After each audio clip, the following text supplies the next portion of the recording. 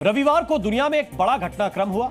Iran के राष्ट्रपति इब्राहिम रईसी और विदेश मंत्री समेत कुल 9 लोगों की हेलीकॉप्टर क्रैश में मौत हो गई। हेलीकॉप्टर क्रैश में मारे गए इब्राहिम रईसी को ईरान ने शहीद बताया है। राष्ट्रपति इब्राहिम रईसी और विदेश मंत्री की मौत से ईरान को एक बड़ा सदमा लगा है। किसी देश के राष्ट्रपति का इस तरह से मारा जाना दुखद है और दुख की इस घड़ी में ज्यादातर देशों के राष्ट्राध्यक्षों ने अपनी संवेदना व्यक्त भी की है। लेकिन आपको थोड़ी हैरानी होगी यह जानकर कि जब रईसी की मौत पर दुनिया संवेदना जाहिर कर रही है, तब ईरान के अंदर ही कई ऐसे शहर हैं जहां रईसी की मौत के बाद जश्न मनाया गया।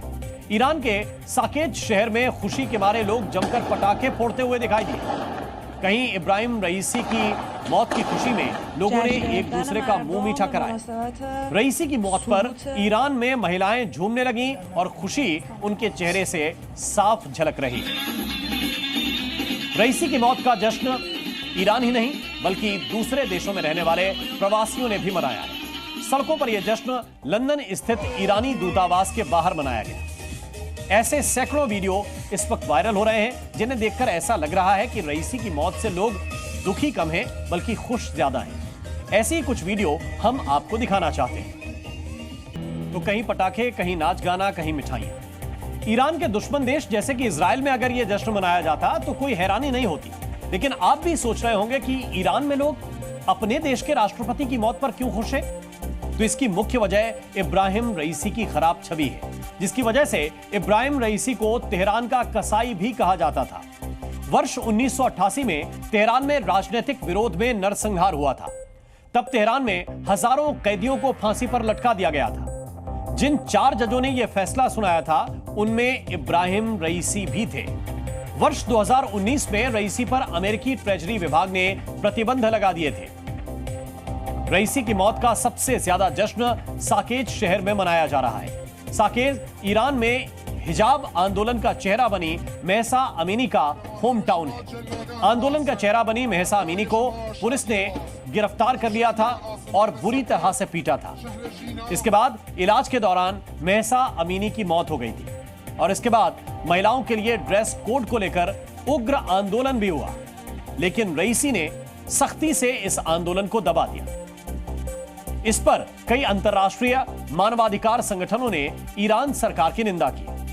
अमेरिका और पश्चिमी देशों ने निंदा की, लेकिन रईसी अपने फैसले पर अड़े रहे। इब्राहिम रईसी ने महिलाओं के लिए ड्रेस कोड सख्ती से लागू करवाया। आंदोलन के अगवा लोगों को एक एक करके फांसी पर भी लटकवा दिया। इससे बाकी आंदोलनकारी डर गए और हिजाब आंदोलन वहीं पर थम गया था।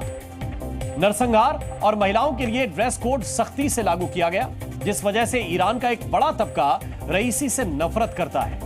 और यही वजह है कि जैसे ही रईसी की मौत की खबर आई, साकेत शहर समेत ईरान के बाकी हिस्सों में जश्न मनाया जाने लगा। वैसे कट्टरपंथी विचारधारा के रईसी की ईरान में खामेनेई के बाद दूसरे नंबर की हैसियत थी।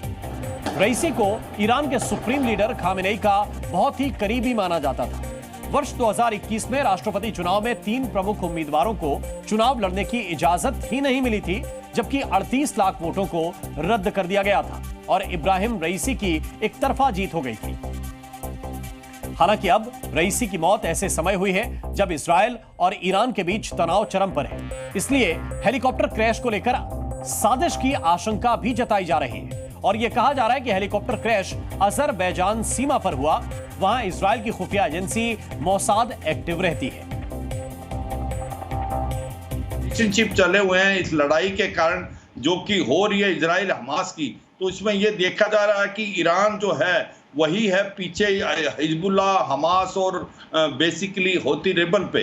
तो जो रिलेशनशिप है ईरान और इजराइल के वो काफ़ी ख़राब है। तो इसमें जो पहली सुई या उंगली उठेगी तो वो उठेगी एक प्रकार मोसाद की तरफ, इजराइल की तरफ। और ये जो अजरबैजान है, मैं ये बार पहले भी बताता, अजरबैजान जो है उसके रिलेशन इजराइल से काफ़ी अच्छे हैं और इजराइल ने काफ़ी मदद की थी अजरबैजान की जब अजरबैजान आर्मेनिया की लड़ाई हुई थी। और अब आज का प्रेरक विचार। इंसान के विचार जैसे होते हैं वैसा ही उसका काम और स्वभाव भी हो जाता है। इसलिए हम सबको हमेशा अपने विचारों को सकारात्मक और पवित्र रखना चाहिए।